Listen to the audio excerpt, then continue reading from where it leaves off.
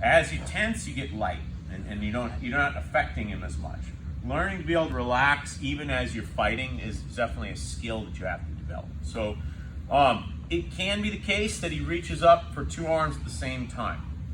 Now, in even the 1 arm reach, if for some of you that have learned good mount bottom, what's one of the things that I don't want to do in mount bottom? I don't want my arms up, right? So yes, it's a vulnerability that he can reach, but he creates a vulnerability too, okay? This is the vulnerability now. That allows me to raise up. This is all preference if you want to, but if I feel that opportunity, like he reaches for 2, who wants to?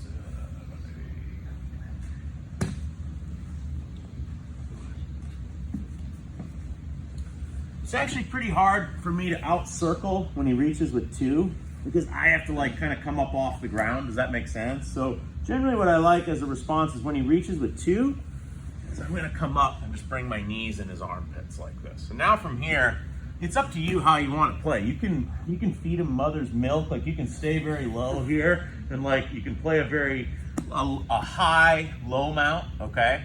Or if his arms come up, we can start taking those arms. I'll always try to steal, sorry, that probably doesn't feel good. I will go as high as my knees above his head, okay? In general, knees to head is a good marker. If I go a little too high now, I'm like, his elbows are slipping out, that's no good. But this is not that strong. Just if I stop my knees at his shoulders, if he just pushes down with his arms, he's a strong dude, he's gonna just be back in the position. Whereas, when I get up to here and he tries to just push his arms down, it's a lot of work, right? And that'll make him very tired. So it's simple.